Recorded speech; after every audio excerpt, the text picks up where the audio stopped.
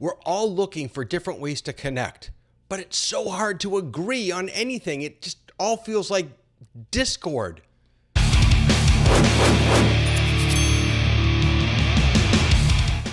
Hey everybody, David Paskin here, your Torah tech guy, and I'm here to share with you some great tech for your great Torah. And today I wanted to talk with you about a new platform. It's not new actually, but new to me, that I've been using for about a year now, that I think could be really promising for the creation and the sustaining of online community. So up until now, really the sort of default has been Facebook and Facebook groups or Facebook pages, right? That's where we all go to get information about the synagogues or the classes or what have you. Some of us are using Instagram also, or other social media like that. There are a couple of problems with that. Number one, there are ads everywhere. Number two, it's not just a clean stream of what I'm asking to see. The algorithms of these social media companies are suggesting to me and pushing things at me that they think I want to see. I don't need them to tell me what I want to see. I want to choose what I want to see. I also want to have really meaningful engagement with the different people that I'm in a community with, whether that's through text or talk or video or what have you. So I want to invite you to look with me at a platform called Discord.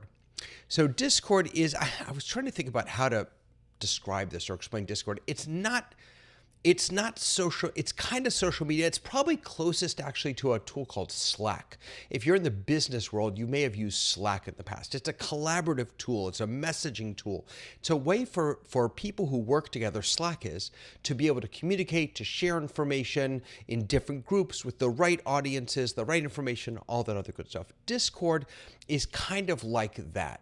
Now, Discord started, I think, as a platform for gamers. That's what they would all use. But more and more folks are finding their way over to Discord. Now, I am not a Discord expert. There are people out there who know a heck of a lot more about Discord than I do. But I just want to share with you a little bit of what I've learned and some of the things that I really enjoy about it. So if you take a look here with me at my Discord server, so these are each sort of space is called a server, a Discord server. And it's a little hard to see, but over here on the left, I've got a whole bunch of different servers that I'm trying to just show them to you. It's a little hard to see over there. Let me see if I go full screen, if that's easier to see. Yeah, it's a little easier to see. So you can see I'm in a whole bunch of different servers over here. There's one for Twit, there's one for Office Hours, one for the Zoom Test Kitchen, Ecamm Live, Squares.tv. These are all different servers. And there are different folks in each of these servers. So if I go into, for example, the Twit server. Twit is This Week in Tech. It's a podcasting network. You can see that there's actually a show going on right now, right over here, called Mac Break Weekly, and there are lots of people watching that, and there are all these different ways to interact with folks. Okay, so these are each called servers. Within each server, there are channels. Now, this is a server that I've built called myjewish.community. And you can see over here, I've got different channels. So there's a Brit channel. These are actually the rules of this server that I put up together. I have an announcements channel. There's a introduce yourself channel, a general channel, a visioning channel. You can create these channels. These are not preset for you. You could have some that are preset. Every channel is going to have every server is going to have a general channel. That's where kind of everyone lands. But then you can create whatever channels you want. You can have, some of your channels can be text channels. You can also have what are called voice channels. Now, what's interesting about voice channels is that they're not just voice. They can also be video. Discord has built into it, very much like Zoom, video chat, audio chat, it's all built in. So if I went into one of my voice channels right now, I'll just go ahead and click on that. Now I'm in this voice channel, but you're not actually seeing anything because I don't have my camera turned on. If I were to turn my camera on, you'll see that now I'm actually in a voice channel and my camera isn't coming up because I didn't select the right camera. But you get the idea. You can have lots and lots of people in here. Let me get out of this. So there we go. You can have lots of different people, just like in Zoom, right? It comes up as kind of a grid, or you can have speaker view and all that other good stuff. What's nice about the channels here in Discord is that you can create different channels for different topics or different things. So this is my general channel, and you can see as people pop in, you send them cute little emojis. People can post images. They can say hi. They connect with one another. You can have forum channels. So this is a forum channel that I built, and this has what it does is it organizes the conversations by thread or by topic. So I've started a couple called Measuring Community. This one called Backwards or Forwards. And then if you click into any one of these, you'll see on the left-hand side here, which my fat head is covering. Let me see if I can go to a different one that has a little more conversation. There you go. So you can see here's the main topic that I posted up at the top, and then people's conversations or their thoughts are threaded underneath that. It's a nice way. Forums are a great way to kind of organize your conversations. Here's another channel. This is, what is this? This is links. So if I wanted to have a channel where people could just post helpful links. Let's see, there's a visioning channel in here somewhere. There's a visioning channel where I posted a couple prompts for people to think about. So the idea is that, and oh, sorry, I should finish navigating. So this in the middle here, this is kind of the main panel, right? Then you've got your channels over here. You've got your, what did I call them? Servers over here on the left-hand side. On the right-hand side, you have your participants. So these are all the people right now that are actually online. And then you can see the names of all the people underneath who are offline. So right now there are, let's see, 43 plus, what is that, 5? So there are 48 people in this server. There are servers that have millions of people in them. I'm not expecting that for us. But I can, if I want to just connect with someone, I can just click on them right over here on the left. I can see their information. I can message them from right here. At the very top of your server list is actually the Discord icon, and those are all of your messages with different individuals. So why do I think this is better than Facebook? Well, as I said before, there are no ads here. You have complete control over the experience, both you as a user and the owners of the different servers. So as an owner of a server or an admin of a server, I can set up whatever channels I want. I can give permission so that different people can access different parts of the server. As a participant in the server, I can decide, do I want to get notified for this channel or do I not? And I can just right click on it and I can mute this channel if I want. Let's see, where is it? Invite, copy, mute channel. There it is. I just mute this channel. I'll still be able to see everything there if I choose to go there, but I won't get notifications about it. And when you're in larger servers, like for example, this Twitch server that I was showing you before, you can see there are tons of channels here with hundreds and hundreds of messages. I don't want to get notified for all these messages, so I just mute that entire Discord server and then I pop in there whenever I want to, so that I can see things that are interesting to me. In other servers, what I've done is I've just muted individual channels. So if there's a particular channel that I am interested in following, it's something that I want to engage in. Maybe you would have a social action or a Tikkun Olam channel for your synagogue, and you have people who that's really their passion. They might keep that one unmuted, but they may not have the, I don't know, Oneg committee channel turned on. In fact, they may not even be in the Oneg committee channel because they're not a part of the Oneg committee. You can decide who can see what channel. You can set up all those roles, and people on the participants themselves can also control what they see and how they're notified. There's a lot that Discord can do without you.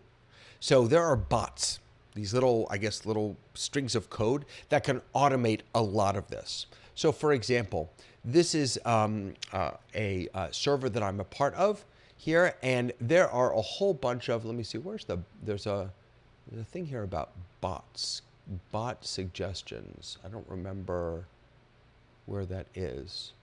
This server, by the way, this is a server for creators, which is a fantastic one. And the person who set up this server is a real expert in this. She has roles, announcements. I'm not going to find the one I wanted to show you right now, but game chat, stream deck, wave chat. No, I'm not going to find it right now, but there are a whole bunch of bots that you can connect to your server that will automate tasks. So if someone clicks a certain emoji, then they will be granted these permissions, and they'll automatically be in these channels. If you are going live to YouTube, you can have a bot automatically post that in your Discord server. So there are lots of ways to automate this work.